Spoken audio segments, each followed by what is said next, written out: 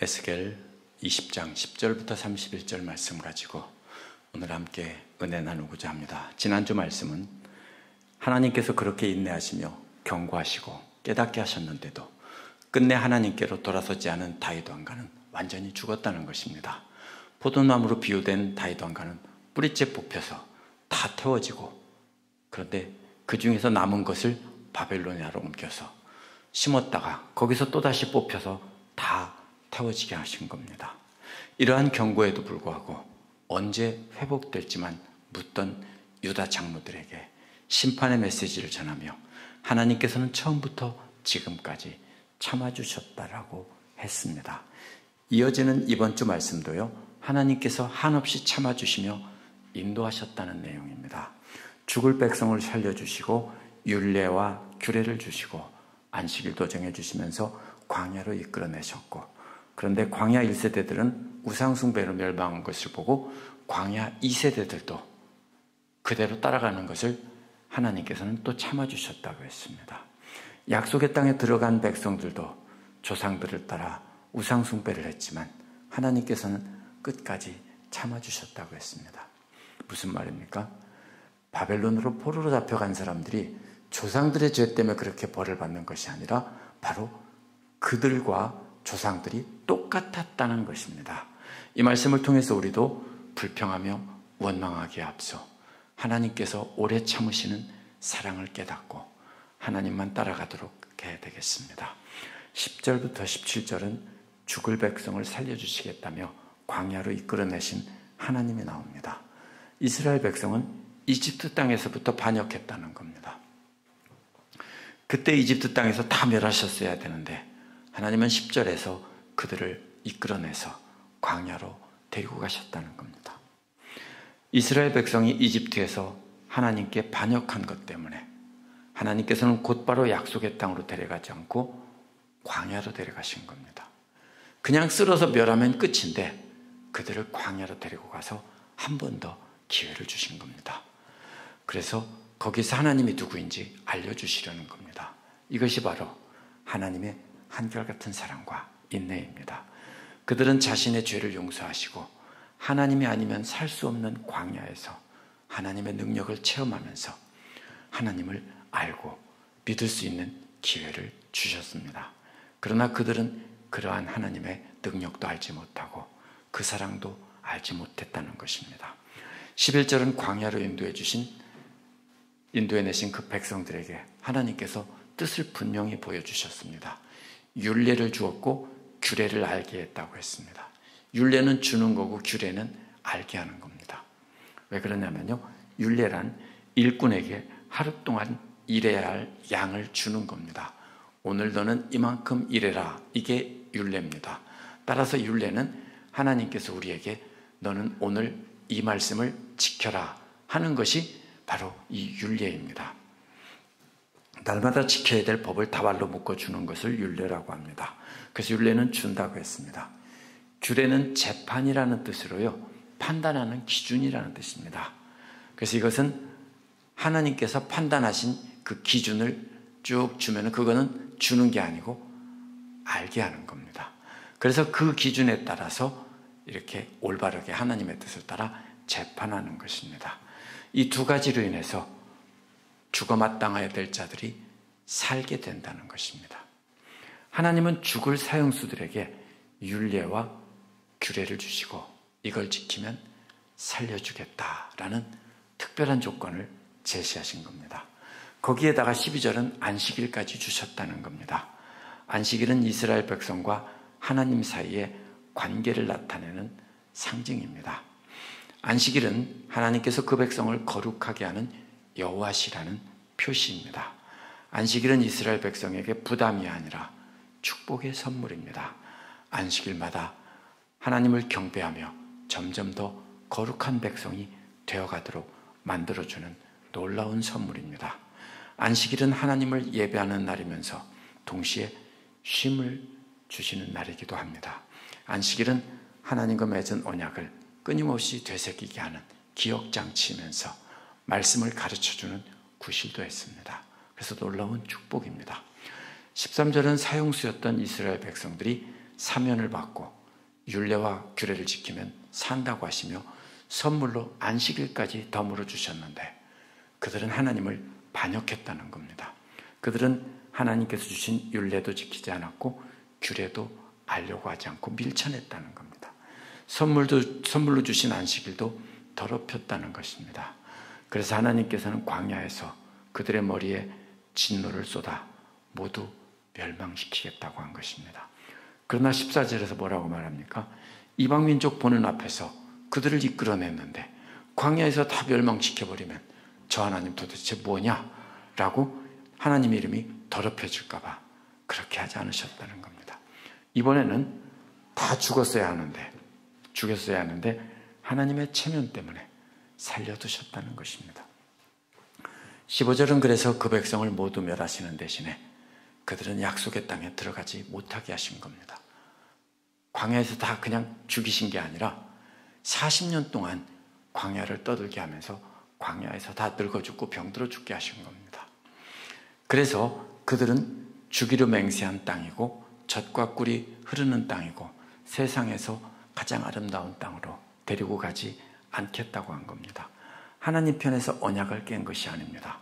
그 백성이 거듭 언약을 깼는데도 죽이지 않고 살려둔 것은 하나님의 은혜입니다. 그래서 출애굽의 기적을 경험한 광야 1세대들은 여호수아와 갈렙만 빼고 다 죽었습니다. 그러나 그들이 광야에서 늙어 죽은 것도 전부 다 하나님의 은혜입니다. 16절은 그렇게 광야에서 죽게 하신 이유를 밝혔습니다. 그들은 하나님께서 주신 규례를 거부하고 받은 율례대로 살지도 않았습니다. 죽었어야 하는데 살려주시면 두 가지만 지키면 살려주겠다고 했는데 안 지켰습니다. 게다가 최고의 축복인 좋은 선물로 안식일도 주셨는데 그 선물조차 내팽개치고 시궁창에 내던진 것입니다. 17절은 그런데도 하나님께서는 그들을 불쌍히 여겨 죽이지도 않고 광야에서 그들을 아주 멸하지도 않으셨다고 했습니다. 이것이 바로 전적으로 하나님의 은혜이고 한결같은 사랑입니다. 이러한 하나님의 오래 참으실 보지 않고 하나님은 왜 이렇게 계속 구약 성경에서 그 백성을 벌만 주냐? 하나님은 구약에서 진노의 하나님이다.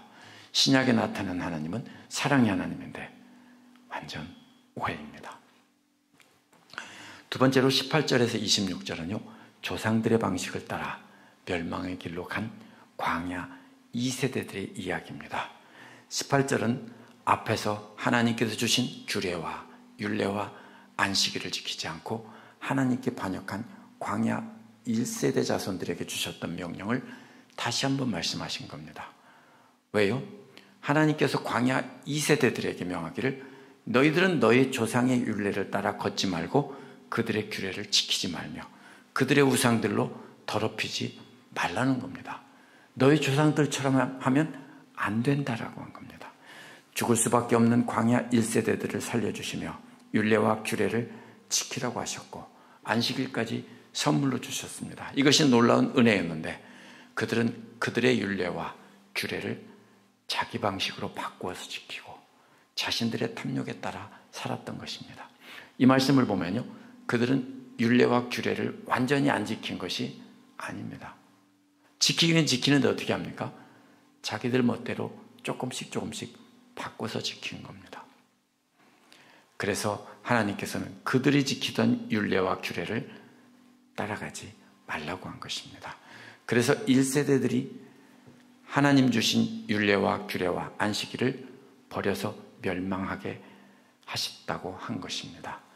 그들은 안식일을 잘 지켰습니다. 그런데 어떻게 했어요?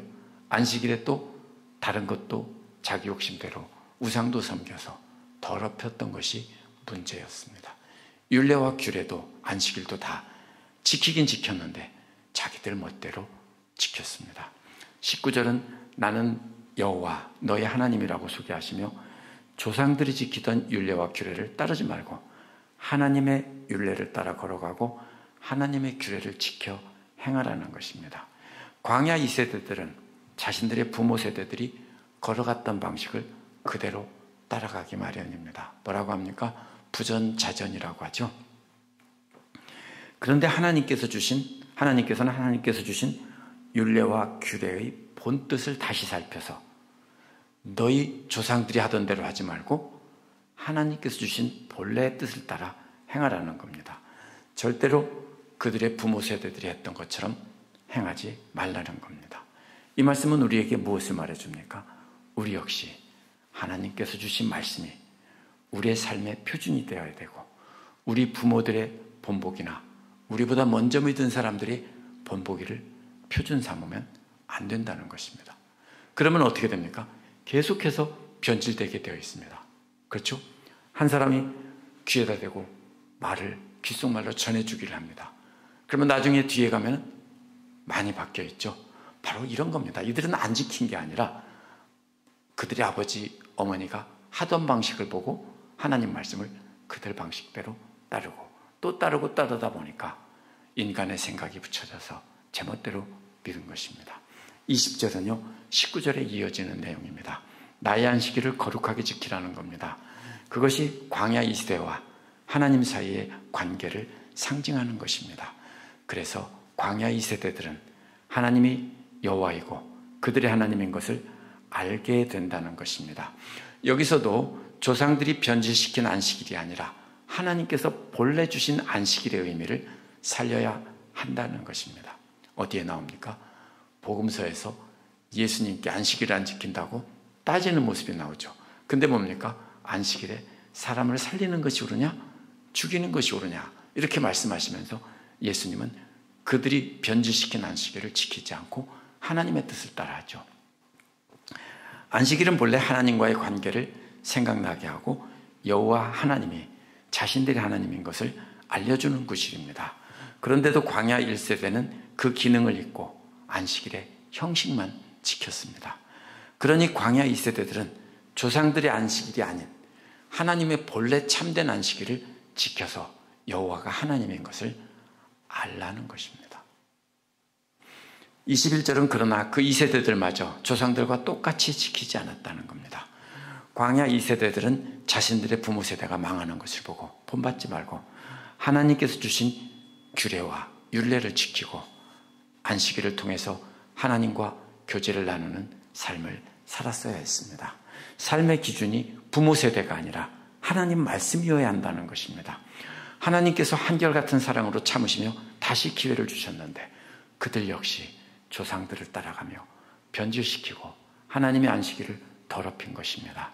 그래서 하나님께서는 그들에게 하나님의 진노를 그들에게 쏟아 하나님의 분노를 풀겠다고 하셨습니다. 광야에서 다 죽게 하신다는 뜻입니다. 22절은 그런데 하나님께서 그 진노의 손을 잠시 멈추시고 하나님의 이름 때문에 그렇게 안 하셨다는 겁니다. 하나님께서 그 백성을 이집트에서 광야로 인도해내는 것을 많은 백성들이 나라 사람들이 봤기 때문입니다.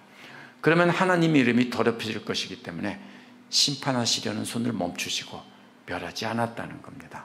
한결같은 사랑의 하나님임을 모든 나라에게 보여주기 위한 것입니다.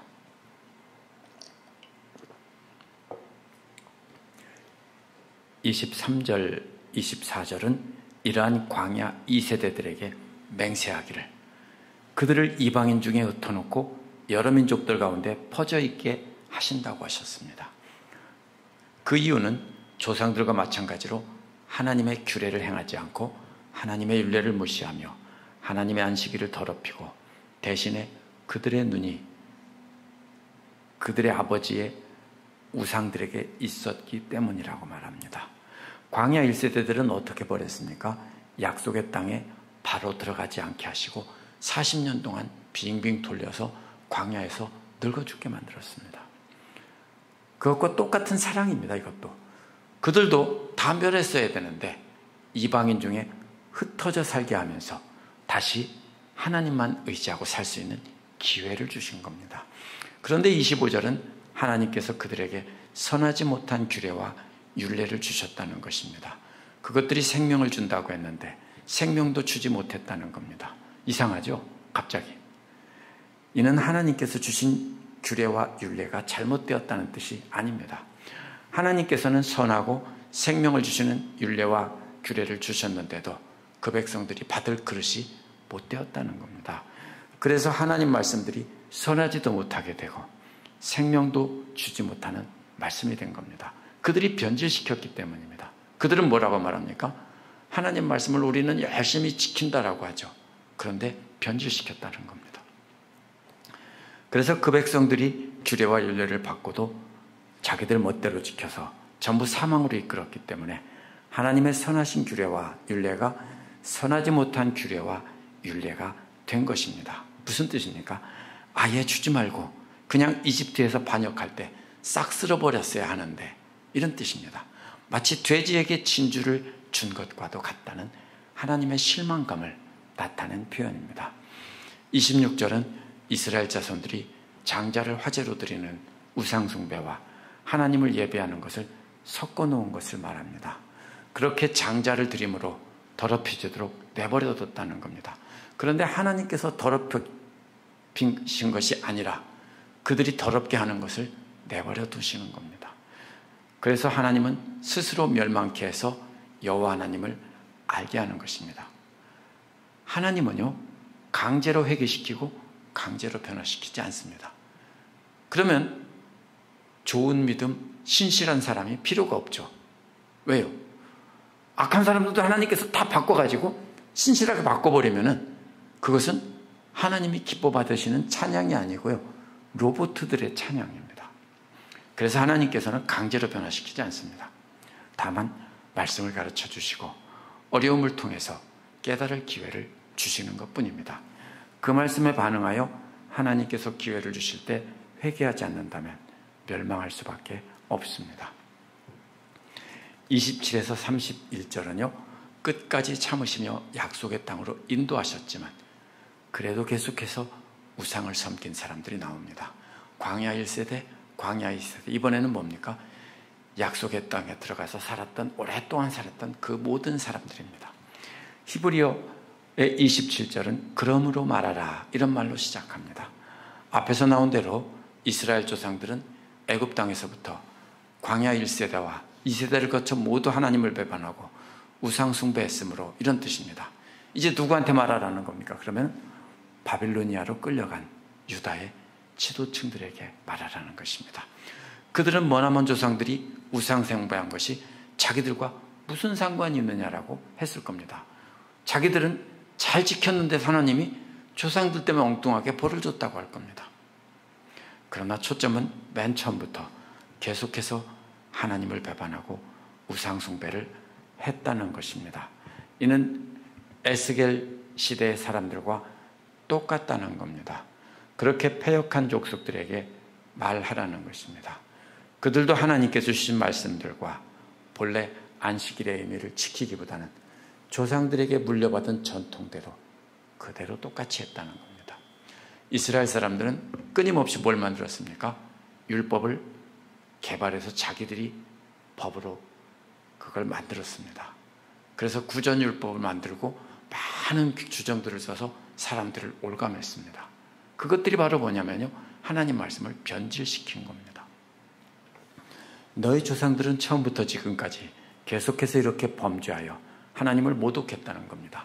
1세대는 광야에서 떠돌게 하시고 약속의 땅에 들어간 세대들은, 2세대들은 이방 나라에 흩어져 살게 하신 것도 멸망해야 할 사람들에게 기회를 준 겁니다. 마찬가지로 바빌로니아로 끌려간 사람들도, 유다의 지도층들도 조상들의 죄가 아니라 그들의 죄로 멸망시켰어야 하는 것이다 라는 겁니다. 그런데도 그들에게 기회를 주신 것은 마치 불에 탄 포도나무를 다시 추스려서 살 수 있는 것만 다시 바빌로니아 땅에 옮겨 심은 것과 같은, 지난주 말씀과 같은 것입니다. 28절은 하나님께서 그렇게 반역하는 이스라엘 족속을 인내하며 약속의 땅으로 인도하시는 장면입니다. 하나님께서 하신 맹세 때문에 그 땅으로 인도하시는 겁니다. 그런데도 그들은 높은 언덕과 잎이 무성한 나무를 보고 그곳에서 제사를 드리고 제물을 바쳤다는 겁니다. 우상에게 향기로운 제물을 바치며 부어드리는 제물도 바쳤다는 것입니다. 이 모든 제물은 하나님께 감사드리며 하나님께만 드렸어야 옳습니다. 죽을 수밖에 없는 반역하던 자신들을 용서하시고 그 땅으로 인도하셨기 때문입니다. 그런데 이들은 끊임없이 음란하게 우상을 섬겼습니다. 29절은 하나님께서 그들이 찾아다니는 산당이 무엇냐고 물어보시며 꾸짖습니다. 몰라서 묻는 게 아닙니다. 책망하는 투로 꾸짖는 겁니다. 그것을 오늘날 뭐라고 부른다고 했습니까? 바마라고 부른다고 했는데요. 바마는 높은 곳이라는 뜻입니다.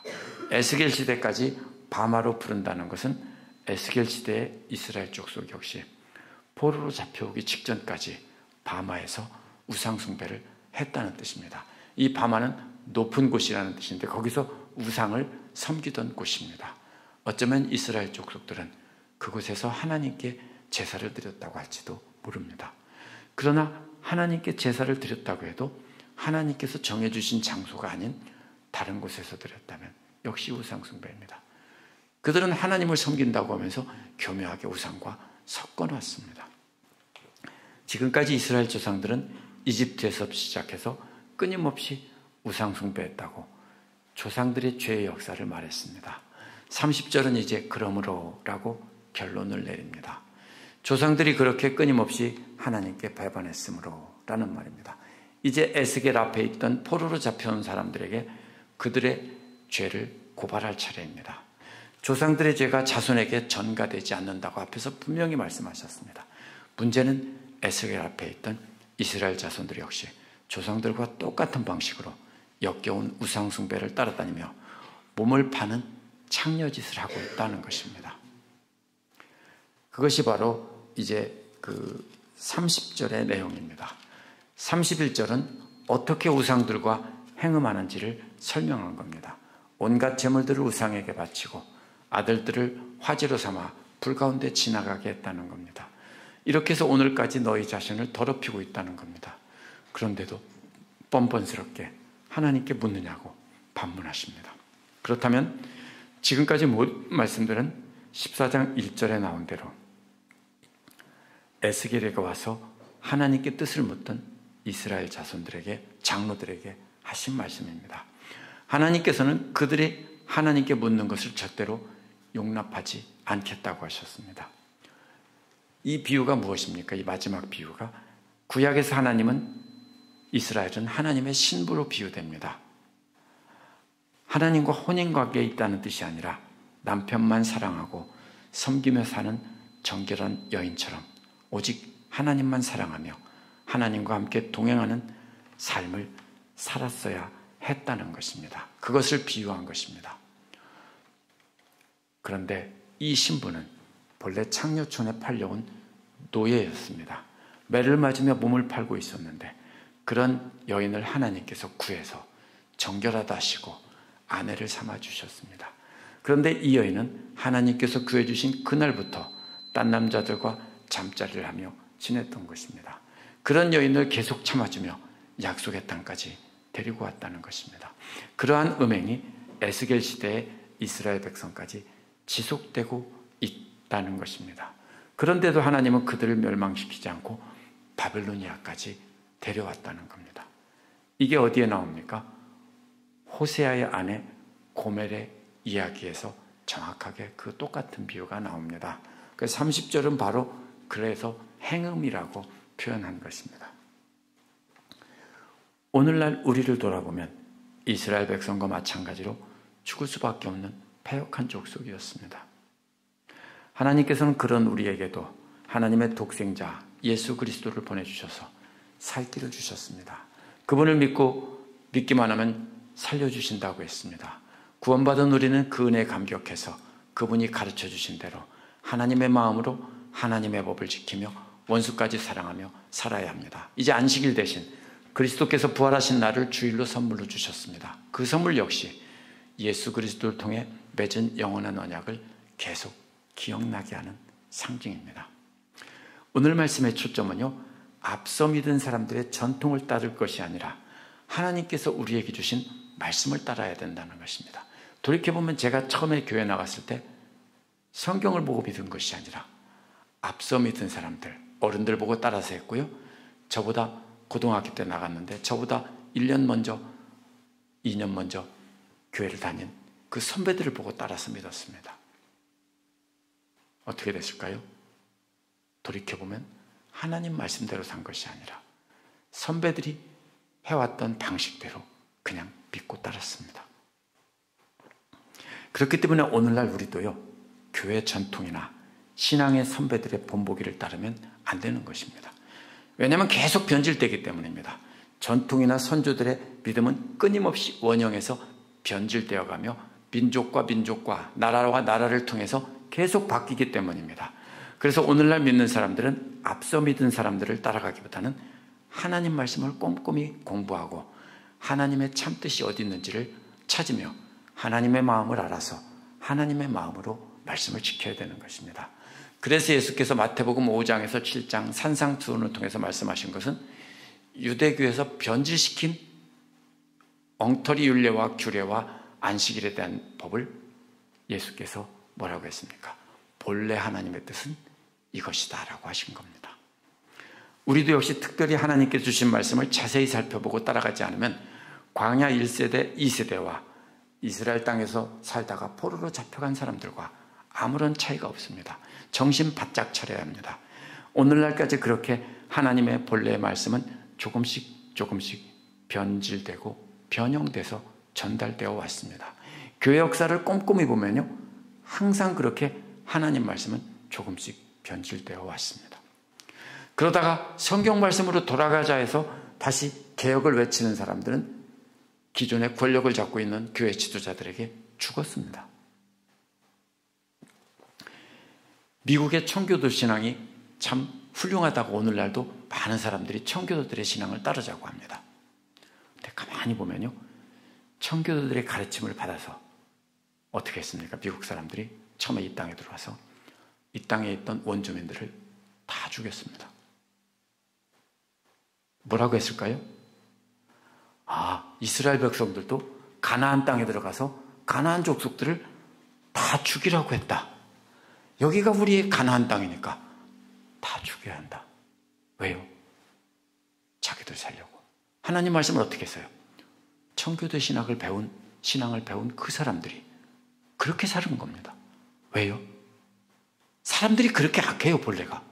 자기들의 이기심으로 하나님 말씀을 변질시켜서 믿는다고요. 또 미국에서 일어난 번영신학도요, 캘리포니아에서 일어난 번영신학도 하나님 잘 믿는 사람은 이 세상에서 모든 일이 잘 되고 복을 받는다는 겁니다. 그러니까 오늘도 많은 사람들이 뭐라고 합니까? 내가 하나님을 잘 믿어서 이렇게 복을 받았다. 내가 잘 되고 건강하고 부자가 되고 자손들이 다 이렇게 잘 됐다. 이렇게 말하면 안 되는 겁니다. 왜 안 돼요? 그러면 하나님을 신실하게 믿는데 지지리도 못 살고 힘들게 살고 어렵게 사는 사람은 어떻게 된 거예요? 이게 뭐예요? 이방 종교에 사던 똑같은 방식을 기독교에서 변질시켜가지고 믿고 있는 겁니다. 그렇기 때문에 우리가 신실하고 올바른 신앙이라고 생각하는 것처럼 되던 기독교는 어느새 우리도 모르는 사이에 변질되어 버렸습니다. 그래서 미국에서 전달된 기독교가 한국에 와서 비슷한 방식으로 발전했는데 우리나라의 무속신앙과 합쳐져서 이거는 완전히 무당종교 비슷하게 되었던 것을 제가 기억합니다. 그래서 기독교인들은 세상을 음란하게 섬기고 자기 욕심대로 악한 일 하면서도 필요할 때 점집 찾듯이 하나님을 찾으며 눈물로 기도하죠. 그러면서 불안한 앞길을 하나님께 맡기고 기도한다고 하고 자녀들 살려달라고 막 기도하고 그러죠. 욕심으로 막 구하죠. 그런데 응답돼요. 그러면 간증하죠. 하나님께서 불쌍해서 한번 용서해 주셨는데요, 그거를 뭐라 그래요? 하나님께서 자신의 기도를 들어주시고 응답해 주셨다고 착각을 합니다.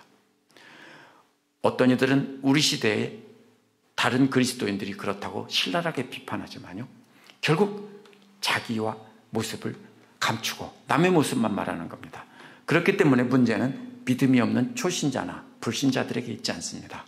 오늘날도 똑같이 대부분의 신앙의 전통 있는 가문이나 아주 전통 있는 교단에 속한 것을 자랑하며 자신은 헌신적으로 하나님을 믿기 때문에 복을 받았다고 착각하는 사람들에게 있습니다. 그들이 자신들이 믿은 믿음이 좋은 것처럼 하면서 다른 사람은 믿음이 잘못되었다고 비판하지만 그들의 비판은 남의 눈에 티끌을 지적해서 자기 눈에 있는 들보를 감추려는 것입니다. 우리는 각 나라와 민족들에게 전파되면서 원형이 조금씩 변질된 전통을 따르지 말고 본래 하나님 말씀의 참뜻을 공부해서 계속 처음으로 돌아가야 합니다. 초대교회로 돌아가는 게 아니에요. 사도행전을 보면 초대교회도 이미 변질되어 있다는 걸 알 수가 있어요. 아나니아와 삽비라 이야기도 변질된 이야기 그 중에 한 부분이에요. 그러면 초대교회로 돌아가는 게 아니라 하나님 말씀으로 돌아가야 합니다. 특별히 예수님께서 이 땅에 오셔서 가르치신 그 말씀으로 돌아가지 않으면 우리는 끊임없이 변질되게 되어 있습니다. 그것이 오늘 말씀의 핵심입니다. 기도